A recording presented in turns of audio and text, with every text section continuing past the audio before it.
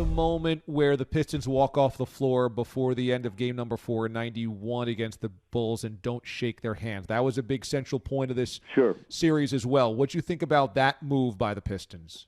Well, they felt like, and they had talked about it, and they weren't really mad about it, but they had talked about it over a couple of years. When they finally beat Boston, the Celtics got out of there in a hurry. Larry Bird headed for the locker room before the game ended. Adrian Danley was still at the free throw line.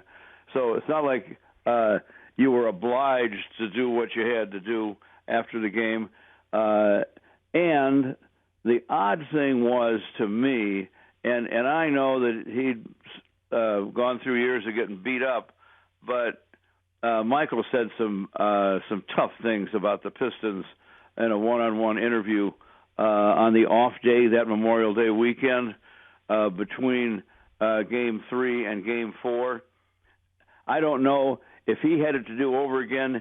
He might not have said all the things that he said, and maybe if the Pistons had it to do over again, they might not have walked. But the point is, he kind of set the table for that with what he said. The Pistons are bad for basketball.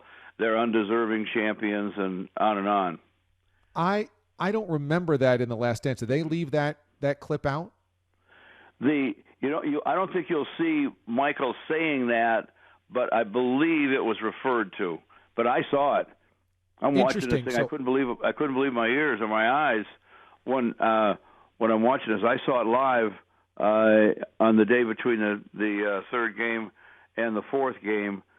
They asked him, "Hey, what do you think now that it looks like the end of an era? The Pistons have been dominant," and then he went ahead and said what he said. Interesting. So he said they're undeserving champions. They don't deserve it. They're bad for basketball. And most people I know will be glad when they're dethroned. And so when the Pistons lose that game in game number 4, they felt like Michael had disrespected them, so they were going to walk out and not shake hands. I think that you nailed it, buddy.